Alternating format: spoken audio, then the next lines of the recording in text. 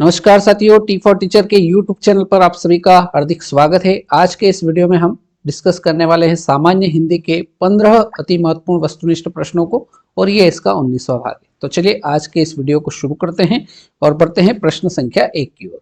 प्रश्न संख्या 1 में हमसे बोला है कि पृथ्वी खालिस्तान सूर्य की परिक्रमा करती है।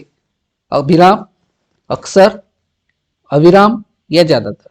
तो कौन सा ऑप्शन सही हो जाएगा? तो पृथ्वी अविराम गति से सूर्य की परिक्रमा करती है, इसलिए यहाँ पर ऑप्शन सी इसका एकदम सही उत्तर हो जाएगा। प्रश्न संख्या 2। प्रश्न संख्या 2 है, अनावृष्टि के लिए सही विकल्प कौन सा होगा? वर्षा की अतिशयता, वर्षा की न्यूनता, वर्षा की पर्याप्तता या वर्षा का अभाव। तो अनावृष्टि का अर्थ होता है वर्षा का अभाव। ऑप्शन डी इस प्रश्न का एकदम सही उत्तर हो जाएगा। राइट, आगे बढ़ते हैं प्रश्न संख्या 3 की ओर। प्रश्न संख्या 3 है, सामिष भोजी का अर्थ है। सामिष भोजी का अर्थ बताना है। ऑप्शन ए है जो सब कुछ खाता हो, बी है जो मांस भोजी हो, सी है जो केवल फलाहार करता हो, डी है जो निराहार रहता हो। तो सामिष भोजी का जो अर्थ होगा वो होगा जो मांस भोजी हो। ऑप्शन बी इस प्रश्न का एकदम सही जवाब हो जाएगा। प्रश्न संख्या 4 बहुत ही सुंदर प्रश्न है, अभी इस पर बहुत चर्चा चल रही है। मंगल भवन अमंगलहारी, मंगल भवन अमंगलहारी के रचनाकार कौन है? मैथिली शरण गुप्त, कबीरदास, तुलसीदास या केशवदास। तो मंगल भवन अमंगलहारी के जो रचनाकार है वो है तुलसीदास। ऑप्शन सी इस प्रश्न का एकदम सही जवाब हो जाएगा। Question number 5। क्वेश्चन नंबर 5 है, प्रत्यय होता है। हमें बताना है प्रत्यय क्या होता है? शब्दांश, पदांश, वाक्यांश या पद्यांश। तो प्रत्यय जो है वो शब्दांश होता है। ऑप्शन ए इस प्रश्न का एकदम करेक्ट आंसर होगा। प्रश्न संख्या 6। प्रश्न संख्या 6 में बोला है, निम्न में से किस धातु से भाषा बनी है? भाक, वाक, भाष या बद। तो इनमें से किस धातु से भाषा बनी है? तो ये बनी है भाष से। ऑप्शन सी इस क्वेश्चन का एकदम सही उत्तर रहेगा। Next question, question number 7। Question number 7 है, वर्ष 1955 में गठित प्रथम राजभाषा आयोग के अध्यक्ष कौन थे? बीजी खेर, जीबी पंत, नेहरू या इनमें से कोई नहीं। तो हमें बताना है कि वर्ष 1955 में गठित प्रथम राजभाषा आयोग के अध्यक्ष कौन थे? तो ये थे बीजी खेर। ऑप्शन ए इस प्रश्न का एकदम सही उत्तर हो जाएगा। अगला question, question number 8। Question number 8 है, ज्ञानोदय में कौन सी संधि है? दीर्घ संधि, यण संधि, गुण संधि या वृद्धि संधि। तो ज्ञानोदय इसमें अपने को बताना है कि इसमें कौन सी संधि है।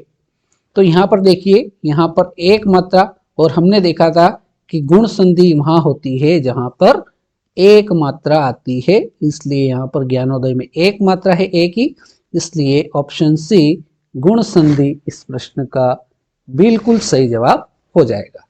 बोलो आई क्या बात समझ में? Question number 9। क्वेश्चन नंबर 9 है, संबंध कारक चिन्ह है का, में, से या के लिए। हमें बताना है कि संबंध कारक चिन्ह कौन सा है। तो यहां पर का जो है ये क्या है? संबंध कारक चिन्ह है, इसलिए क्वेश्चन नंबर 9 का ऑप्शन ए एकदम सही जवाब हो जाएगा। आगे बढ़ते हैं, क्वेश्चन नंबर 10 पर आते हैं। क्वेश्चन नंबर 10 है, अनभिज्ञ का विलोम शब्द है। अनभिज्ञ का विलोम शब्द बताना है। विज्ञ, सर्वज्ञ, अभिज्ञ या अल्पज्ञ। बहुत ही आईएमपी क्वेश्चन है, बहुत बार परीक्षा में इसको पूछा गया है। तो अनभिज्ञ का विलोम शब्द जो होता है वो होता है अभिज्ञ। ऑप्शन सी इस प्रश्न का एकदम सही जवाब हो जाएगा। अगर आपसे पूछ ले कि विज्ञ का विलोम शब्द क्या होता है, तो आपको बताना है कि विज्ञ का विलोम शब्द अज्ञ होता है। ये बात भी आपको याद रखना है, राइट। अगर आपसे पूछ ले कि सर्वज्ञ का विलोम शब्द क्या होता है, तो सर्वज्ञ का विलोम शब्द होता है अल्पज्ञ। क्या होता है? अल्पज्ञ। ये बात भी आपको अगर नहीं पता है तो आप इसको नोट कर लीजिए। और अगर आपसे पूछे कि अल्पज्ञ का विलोम शब्द क्या होता है, तो आप बताएंगे कि अल्पज्ञ का विलोम शब्द होता है बहुज्ञ, राइट। इतनी बात आपको इस प्रश्न में याद रखना है। Question number 11। क्वेश्चन नंबर 11 है, अंगुली पर नचाना मुहावरे का अर्थ क्या है? खतरनाक काम करना, वश में करना, क्रोध में काम करवाना, या परवाह न करना। तो अंगुली पर नचाना, इस मुहावरे का जो अर्थ होगा वो होगा वश में करना। ऑप्शन बी इस प्रश्न का एकदम सही उत्तर हो जाएगा। आगे बढ़ते हैं क्वेश्चन नंबर 12 की ओर। क्वेश्चन नंबर 12 है, जलज में कौन सा समास है? अव्ययी भाव समास, बहुव्रीहि समास, कर्मधारय समास, या द्विगु समास। तो जलज, जलज का अर्थ क्या होता है? जलज किसको कहा जाता है? कमल को कहा जाता है। मतलब किसकी बात हो रही है? किसी दूसरे की बात हो रही है, मतलब तीसरे की बात हो रही है। तो यहाँ पर बहुव्रीहि समास इसका एकदम सही उत्तर हो जाएगा, right. Question number 13। Question number 13 है, सूर्योदय से पूर्व के समय को क्या कहते हैं? पूर्वोदय, रात्रि, उषा काल, या प्रातः काल। तो हमें बताना है कि सूर्योदय से पूर्व का समय बताना है। तो सूर्योदय से पूर्व के समय को कहा जाता है उषा काल। ऑप्शन सी इसका एकदम सही जवाब रहेगा। Question number 14। क्वेश्चन नंबर 14 है, सेना, सभा, कक्षा, मंडली आदि किस संज्ञा के अंतर्गत आते हैं? द्रव्यवाचक संज्ञा, व्यक्तिवाचक संज्ञा, समुदायवाचक संज्ञा, या जातिवाचक संज्ञा। तो हमें बताना है कि ये शब्द किस संज्ञा के अंतर्गत आते हैं?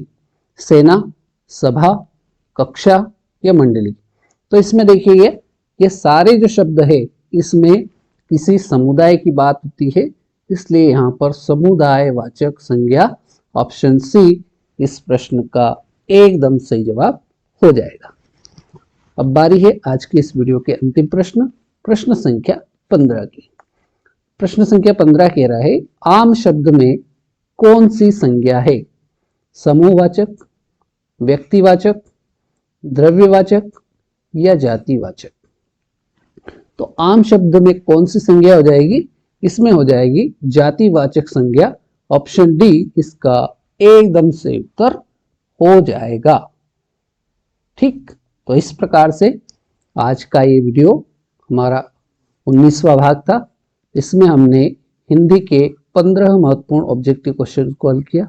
उम्मीद करता हूँ सारे प्रश्न समझ में आ गए होंगे। वैसे सारे सिंपल क्वेश्चन हैं। यदि वीडियो अच्छा लगा हो तो वीडियो को आप लाइक अवश्य करिए।